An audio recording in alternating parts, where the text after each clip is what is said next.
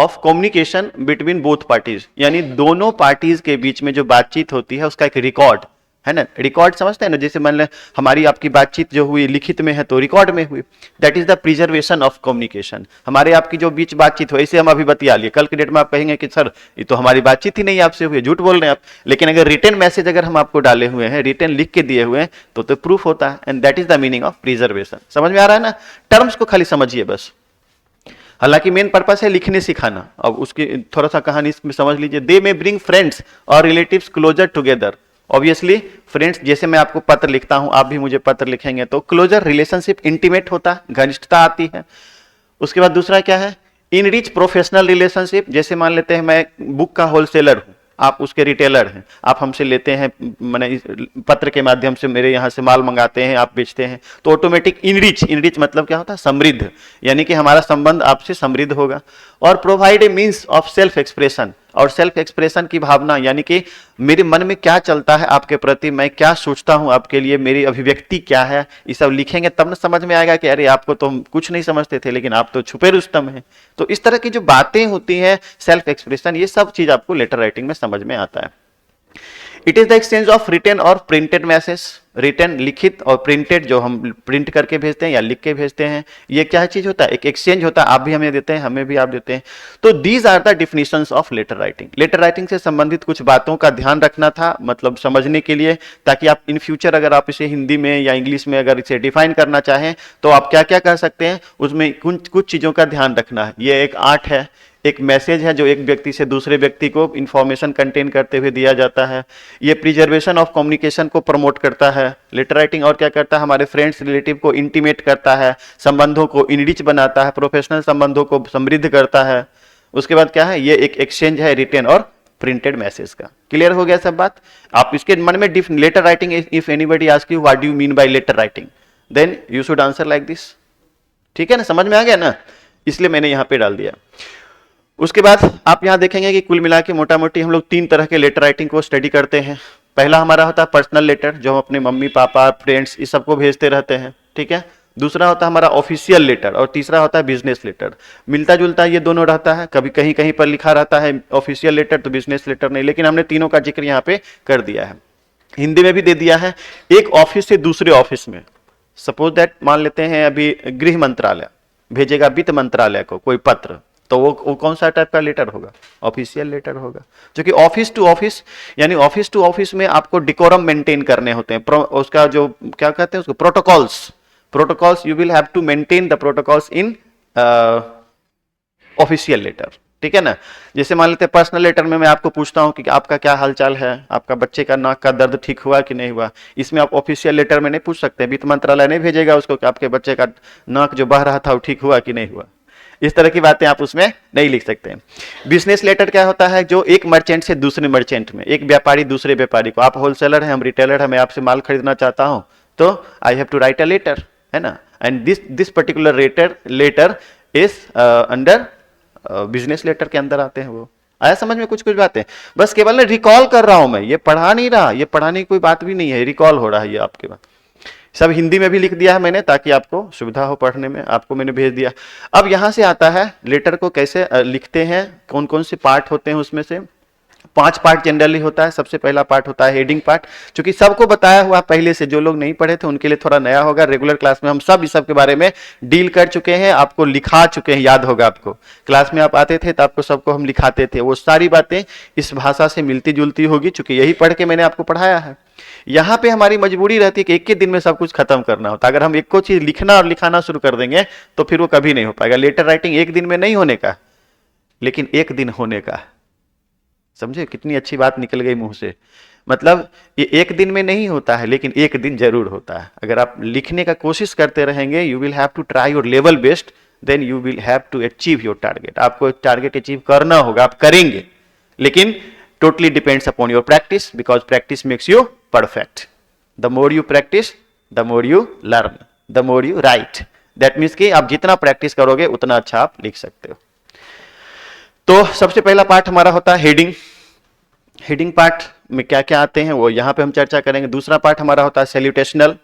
है ना। सैल्यूटेशनल मतलब क्या हो गया, जिसमें अभिवादन की बातें लिखते हैं, है ना। पूज्यवर पिताजी, आप याद कीजिए आप लिखा करते थे पूज्य आदरणीय पिताजी, है ना। Dear friends, hello mom, hello pops, ऐसा करके नहीं आजकल लोग लिखता है, पॉप्स मॉम नहीं लिखता है। बॉडी ऑफ द लेटर, उसके बाद जो हमारा मेन मुद्दा है, जो मेन मैसेज है ना, इन द और वो उसको हम लोग किस में लिखते हैं, बॉडी ऑफ द लेटर में, यानी जो हमारा मेन कंटेक्स्ट हुआ, संदर्भ। इंडिंग और सब्सक्रिप्शन और लीव टेकिंग मैट पार्ट, है ना। मैं आपको एक एग्जांपल भी लिखा हूं नीचे में, उसमें आपको सब समझा दूंगा। इंडिंग या सब्सक्रिप्शन जो लिखते हैं, आपका आज्ञाकारी छात्र, आपका विश्वासी दोस्त, इस तरह के जो लास्ट में लिखते हैं, आप अपना नाम लिखते हैं, है ना। This one is to be said ending और सब्सक्रिप्शन और लीव टेकिंग मैसेज, है ना। This one is to be said leave taking message, यानी कि अलविदा मैसेज, अब मतलब इसके बाद पत्र नहीं है। सुपरस्क्रिप्शन और address of the on the envelope, जो ऊपर में लिखते हैं टू, कहां पत्र जाना है या फिर कहां से भेज रहे हैं, लिखते हैं ना टू और फ्रॉम वाला, जो एनवेलप पे लिखते हैं, this one is to be said superscription part.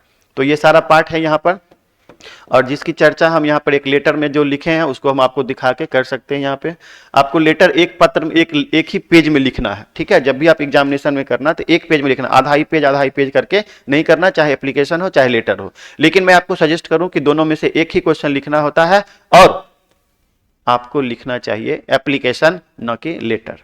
Letter में बता जरूर रहा हूं, एप्लीकेशन लिखेगा वो आसान होगा, उसमें नंबर आपको ज्यादा मिलने की संभावना है, तो आपको इस पर ध्यान नहीं देना है। लेकिन सीखना तो चाहिए, सिलेबस में है तो। अगर हो सकता है कहीं लेटर ही पूछ दे तो आपको उसमें आना चाहिए। 1 साल है, बिहार बोर्ड है, थोड़ा समझ गए ना, समझ ही रहे होंगे। देखो यहां पर ध्यान से, ये जो हमारा पार्ट हो गया, ये जो पार्ट हो गया, कौन सा पार्ट हो गया ये, और खास तौर पे एनसीईआरटी करिकुलम में हम इसे राइट हैंड साइड में लिखते हैं, टॉप राइट हैंड साइड में। आपको ये पार्ट अगर यहां लिखेंगे तो गलत हो जाएगा, सीबीएसई करिकुलम में लिखते हैं, तो सीबीएसई के स्टूडेंट कोई है नहीं जिनको मैं सिखा रहा हूं, तो ये राइट हैंड साइड में लिखना है। दूसरा हमारा ये पार्ट होता है जिसको हम लोग अभी ग्रीटिंग पार्ट बोले थे, है ना, ग्रीटिंग पार्ट जो बोले थे, ये दूसरा हमारा पार्ट हो गया। और तीसरा पार्ट यहां से जो शुरू हो गया, 1 पैराग्राफ, 2 पैराग्राफ, 3 पैराग्राफ, ये तीनों पैराग्राफ किसमें आते हैं, बॉडी पार्ट में। और ये चौथा पार्ट जो हमारा हो गया, ये हो गया लीव टेकिंग पार्ट हो गया, इंडिंग पार्ट हो गया, और इन्वेलप पे रहता है 5वां पार्ट हो गया। कोई दिक्कत है किसी को, नहीं ना। अब आप बताइए कि इस सब में जो मैंने अभी आपको बात किया या समझाया कि हेडिंग पार्ट में आप इसे अगर पढ़ेंगे तो मुझे लगता है समझ में आपको आ जाना चाहिए। लेकिन अगर एक बार मैं पढ़ के देखता हूं कि आप समझ सकते हैं कि नहीं इसकी भाषा को। It consist the full postal address of sender and current date. Sender मतलब भेजने वाले को, हम भेज रहे हैं तो हम सेंडर हो गए, है ना। अगर आपको पत्र भेज रहे हैं तो you are the receiver of the letter, समझ रहे हैं ना। तो हेडिंग पार्ट में हम क्या देंगे, सेंडर का एड्रेस देंगे और उसका करंट डेट देंगे, जो आपको वहां लिखा हुआ है ना। The position of the heading is the top right hand corner of the first page. मैंने आपको बताया अभी कि आपका जो लेटर होगा बड़ा अगर हो तो पहले पेज के राइट हैंड टॉप मतलब क्या, टॉप ऊपर, तो टॉप के राइट हैंड साइड में you will have to mention the local address of the sender including current date, including date के साथ। The short address is positioned and the date just below it. इसकी चर्चा हमने कर दिया अभी। डेट, शॉर्ट डेट लिखना, पूरा तिथि या दिनांक, पश्चिमी, षष्टमी, सब उतना नहीं लिखना आता है, शॉर्ट एड्रेस लिखना रहता है। According to CBSE curriculum it is positioned at the left top corner of the page. मैंने सब बात कर ली पहले ही।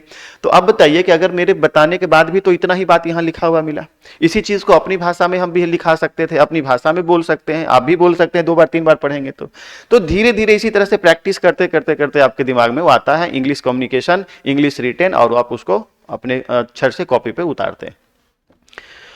ये सब कुछ प्रोटोकॉल्स हैं जो ग्रीन कलर से लिखे हुए मेंशन के। The name of writer of the letter is not mentioned in heading part. Heading part में अपना नाम नहीं लिख दीजिएगा। जैसे आप मान लेते हैं भेज रहे हैं यहाँ शारदा केमिस्ट्री से, यहाँ से लिख रहे हैं तो शारदा केमिस्ट्री पर में लिखेंगे, ये नहीं कि अपना नाम हो यहाँ पर लिख दीजिएगा कि हम भेज रहे हैं। नाम आपको अपना नाम यानी सेंडर का नाम नहीं मेंशन करना चाहिए, किसमें, हेडिंग पार्ट में। दूसरा है date should be mentioned in proper format. Date proper format में देना चाहिए। सपोज दैट अगर आप इस तरह के फॉर्मेट में देते हैं तो वो इम्प्रॉपर कहलाता है। जैसे मान लेते हैं आज कितना तारीख है, 29 तारीख है, ठीक है, 29, तो 29 डेट में दे दिए यहां पर 12, ठीक है, उसके बाद दे दिए यहां पर कॉलन 2023। ये इम्प्रॉपर फॉर्मेट हुआ कि नहीं हुआ। आप देखिए यहां पे कौन सा साइन दिया, यहां पे कौन सा साइन दिया, ठीक है।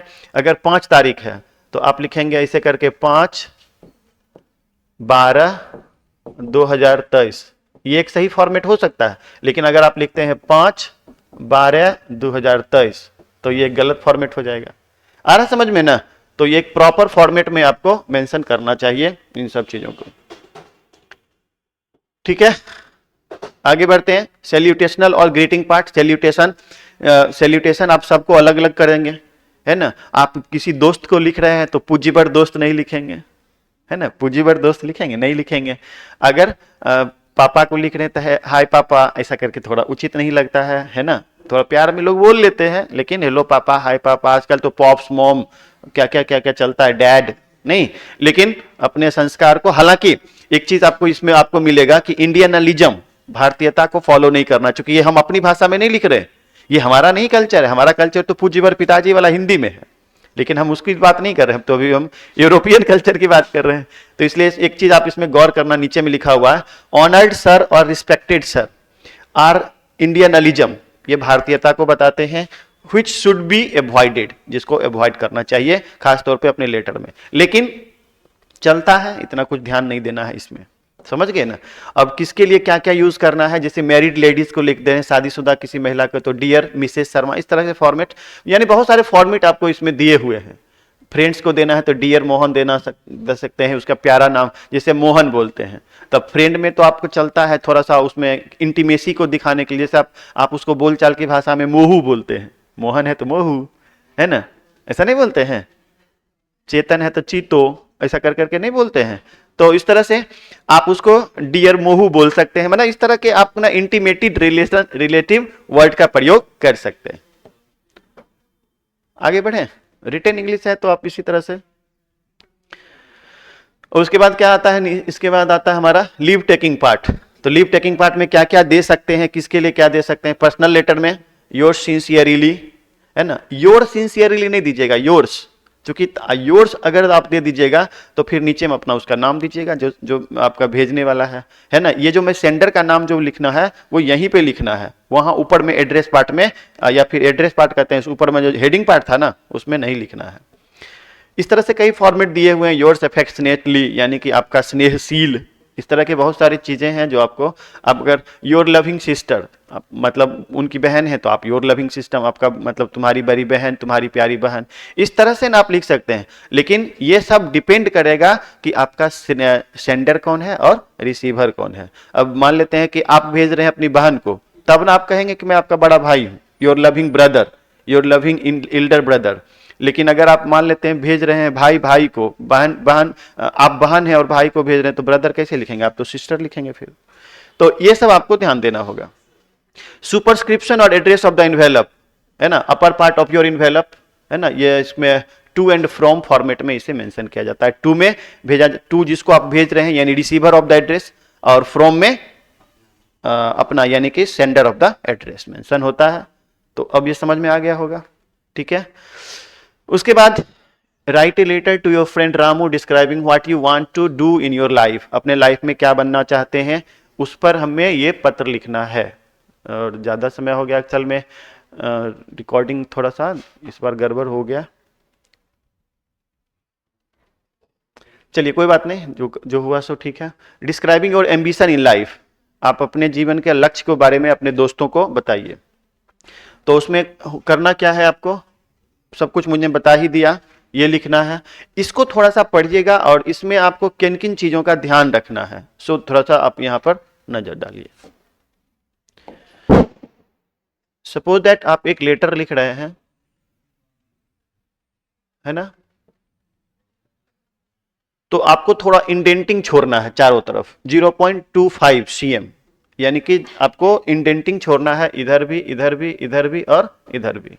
हालांकि इस सब का कोई मायने नहीं रहता है, लेकिन आपको इस बात का ध्यान रखना चाहिए हर रिटन इंग्लिश में 0.25 cm का आपको मतलब क्या इंडेंटिंग, 0.25 cm ने इंच सॉरी इंच, सीएम होगा तब तो पता नहीं चलेगा, 0.25 cm तो कुछ पता ही नहीं चलेगा, वो 0 पॉइंट बोल रहे ना तो पता, इंच, ठीक है। उसके बाद आपको ये लिखना है, यहां से शुरू करना है, माय डियर रामू, इस तरह से, या जो भी नाम आपके लिए होगा। उसके बाद ये सब चीज आप पढ़ लेना। I have just receive your letter in which you are very curious to know about my ambition. आप कर सकते हो ये सब चीज खुद से, इसमें मुझे क्या नहीं करना है, चूंकि अन्य चीज़ों में अन्य अलग अलग होते हैं और ये सब आपके प्रैक्टिस पर निर्भर करता है ना। मैं लिखूंगा तब तो बहुत लंबा समय लगेगा, हो नहीं पाएगा। तो इसीलिए अब इसको अब हम लोग आगे बढ़ाते हैं और सीधे आ जाते हैं एप्लीकेशन राइटिंग पे। इस पर थोड़ा आपको ज्यादा फोकस करना है। एप्लीकेशन राइटिंग क्या है? It is a writing skill in which we express our requirements to another person in subjective manner. जो ऑब्जेक्टिव, सीधे उतना उतना इसको छोड़िए, मेरी बात सुनिए कि ऑब्जेक्टिव बातें जो होती हैं, ऑब्जेक्टिव जो होते हैं, उसे सब्जेक्टिव मैनर में एक्सप्रेस करना एप्लीकेशन राइटिंग कहलाता है। सपोज दैट मैं आपसे पूछता हूं कि क्या आप मुझे थोड़ा देर के लिए अपना मोबाइल देंगे, बात करना है ना। तो ये ऑब्जेक्टिव हो गया। आप बोलेंगे लीजिए सर, ठीक है बात कर लीजिए, यही हुआ ना। अगर मैं आपसे कोई चीज बोलता हूं कि can you give me your pen, can you take your pen, तो मैं आपका कलम ले सकता हूं, तो आप क्या बोलेंगे? Sir of course you can take it, आप इसे ले सकते हैं। लेकिन अगर इसी चीज को मुझे सब्जेक्टिव मैनर में दिखना है तो उसको क्या करेंगे? एक एप्लीकेशन देंगे। आपसे कलम लेना है, जैसे सपोज दैट आप जाते हैं एसएलसी लेने के लिए, तो आपको कहा जाता है कि ठीक है, आप तो इसे नहीं कहते सर एसएलसी मेरा लाइए, वो कहा ठीक है ले लो, जाओ, हो गया। तो ऐसा तो इन प्रॉपर हो गया। इसीलिए प्रॉपरली आप उसको, आपको क्या कहा जाता है कि एक एप्लीकेशन लिखिए और उस एप्लीकेशन में आपको प्रॉपरली जो ऑथेंटिक रूल्स होते हैं regarding application, you will have to mention it, आपको करना होता है इसे मेंशन। तो उसमें भी 5 पार्ट होते हैं, जल्दी जल्दी सुन लीजिए। Heading, salutation, body, leave taking, date, इस तक पार्ट होता है। आपको सब भेजा जा चुका है, आपको एक बार जरूर आप उसे पढ़ लीजिएगा। इसको इग्नोर करिएगा तो आपको दिक्कत होगा। बहुत लोगों को लगता है कि अच्छा मिल गया है ना, बाद में पढ़ लेंगे, वो बाद कभी आता ही नहीं है। दिक्कत यही है कि जो बाद में जो आप सोचते हैं कि पढ़ लेंगे, रूटीन बना लेते हैं कि इतना दिन में खत्म होगा, इसके बाद वो पढ़ लेंगे, रूटीन कभी फॉलो नहीं होता है। रूटीन बनाने वाला ही फॉलो नहीं करता है। एक एप्लीकेशन लिखा हुआ यहाँ पर है, मैं आपको यहाँ बता दूं कि कौन कौन सा हेडिंग, सैल्यूटेशनल, तो ये आपका हेडिंग पार्ट हो गया, सब्जेक्ट पार्ट इसी में इंक्लूड होता है। इसके बाद से आपका हो गया जो सैल्यूटेशनल पार्ट है, वो सर मैडम जो भी आप लिखेंगे। उसके बाद यहाँ से थोड़ा सा एक शब्द का पैराग्राफ छोड़ के सर के बाद यहाँ से ये चीज आपको जरूर मेंशन करना चाहिए। मैं इस पर आपको थोड़ा फोकस कर देता हूँ, इसलिए मैं आपको बोल रहा हूँ कि इसको याद कर लेना। याद किसको करना है? With due respect and humble submission I would like to say, इतना तक आप फॉर्मेट जरूर याद रख लेना। कभी भी आप पत्र लिख रहे हैं तो with due respect and humble submission I would like to say, that आप क्या कहना चाहते हैं वो सब यहाँ पे मेंशन कर देना। उसके बाद लास्ट में जब पैराग्राफ चेंज करना तो ये सब चीज जो है ना, ये सब, और लास्ट का जो आपका पैराग्राफ है इसमें यही लफड़ा है, एकदम हटाना पड़ता है। ये जो लास्ट के है ना, ये इसमें से कुछ चीजें आपको जरूर याद कर लेनी चाहिए जो रिगार्डिंग इस टॉपिक के नहीं है। जैसे सपोज दैट यहाँ पर लिखा हुआ है I therefore request you to grant me at least 1000 rupees। तो I therefore request you to grant me नहीं लिखिए, उसमें जो सब्जेक्ट रहेगा उसके अकॉर्डिंग लिखेंगे। यहाँ पर क्या है? 1000 रुपये का पुअर बॉयज फंड से पैसा मांगने का है। तो पुअर बॉयज फंड से मांगने के लिए उस सब्जेक्ट जो आप रिक्वेस्ट करना चाहते हैं, जो मेन टॉपिक है, वो यहाँ पर आप जरूर मेंशन करें। क्यों? क्योंकि जो एप्लीकेशन पढ़ने वाला होता है, जो रिसीवर होता है एप्लीकेशन का, वो सब कुछ नहीं पढ़ता है, वो डायरेक्ट आपको लास्ट में देखता है कि इसका पर्टिकुलर रिक्वायरमेंट क्या है ना। तो इसलिए यहां पर आपको सही लिखना चाहिए। और इसके बाद ये जो हमारा पार्ट हो गया वो लीव टेकिंग हो गया सबसे लास्ट का, और ये हमारा हो गया डेट पार्ट। तो सबसे पहला हमारा ये ऊपर वाला जो दिख नहीं रहा है यहाँ पे, वो हेडिंग हो गया। दूसरा सैल्यूटेशनल और ग्रीटिंग हो गया। तीसरा ये पूरा यहाँ से लेके यहाँ तक क्या हो गया? बॉडी हो गया, body part of your application. ये चौथा पार्ट हमारा क्या हो गया? ये लास्ट में जो है एंडिंग हो गया, और ये हमारा हो गया डेट पार्ट हो गया। तो अब आप बताइए कि इसको अब क्या करना चाहिए। इसमें और कुछ आप खुद से लिखोगे, क्योंकि आपको ही प्रैक्टिस करना पड़ेगा। इसमें कुछ मेरा इसी तरह से आपको मैं लेटर आती ऐसे राइटिंग और कितने तरह का ऐसे होता है, कैसे लिखते हैं, कौन कौन कंटेंट्स होते हैं, बस यही सब समझाना है। यानी कि खुद से करने का है, नहीं तो रेगुलर क्लास में प्रैक्टिस करने का है। एक क्रैश कोर्स में इसको मैं क्या बताऊं। अगर आप कोई ऊपर ऑप्शन देते हैं कि सर इसको प्रैक्टिस करवाइए तो करवाऊं, तब तो फिर कैमरा ऑफ करके प्रैक्टिस करा के चेक करूंगा, फिर टाइम ज्यादा लगेगा। What should I do? Okay, और कुछ करना है बताइए, अगर करना है तो बताइए। ठीक है, आप एक बार इसको प्रैक्टिस करना। और लास्ट में आपको कुछ क्वेश्चंस दिए हुए हैं यहाँ पे, देखिए इंपॉर्टेंट फॉर बोर्ड एग्जाम कुछ दिए हुए हैं। और ये जो कुछ दिए हुए रहते हैं ना, हर साल यही रहता है। हर साल इस रहने का मतलब है कि एक प्रैक्टिस करने के लिए है कि आप इतना चीज को एक बार 4-5 क्वेश्चन का प्रैक्टिस कर लेंगे तो आप लिख सकते हैं। इसी से मिलते जुलते प्रश्न पूछे जाते हैं। इसके बाद से कल मैं आपको प्रेसिस राइटिंग और क्या कहते हैं, एसे राइटिंग, हालांकि सब कुछ इसमें दिया हुआ है, आप खुद भी पढ़ सकते हैं, लेकिन अगर आपको सुविधा होगी तो आप लास्ट क्लास है कल, आप आ ही जाइएगा, इंग्लिश का खत्म, और जब छुट्टी हो जाएगी तो आपको हिंदी के लिए मैं बुलाऊंगा आपको, और आपका क्लास खुलेगा 3 तारीख को, कल पढ़ाने के बाद। ठीक है, 3 तारीख को आप इसी टाइम में आएंगे कि किस टाइम में आएंगे, मैं आपको अपडेट कर दूंगा टेलीग्राम चैनल पे। ठीक है ना, मेरी बात आप इसका जरूर गौर करना कि किस टाइम में होगा। 1-2 क्लास है, उसमें आपको स्टडी मटेरियल आप online GTM English Telegram channel पे भी हम रख देंगे, या फिर इसमें भी एप्लीकेशन में भी अपलोड कर देंगे, और आप उसको पढ़ सकते हैं। कहानी वहानी है, तो एक दिन आएंगे हम आपको समझा देंगे कैसे याद करना, ऑब्जेक्टिव सब्जेक्टिव सब उसमें है ना, ढेर सारा क्वेश्चन रहेगा, आप उसको पढ़ लेना और उसकी तैयारी खुद से करना। ठीक है, चूंकि हिंदी में अब यहाँ हम पढ़ पढ़ के समझाएंगे, ये अच्छा नहीं लगता है यहाँ पे आके, तब खत्म आपका हो जाएगा कोर्स। ठीक है, कुछ पूछना है किसी को, कुछ बोलना है?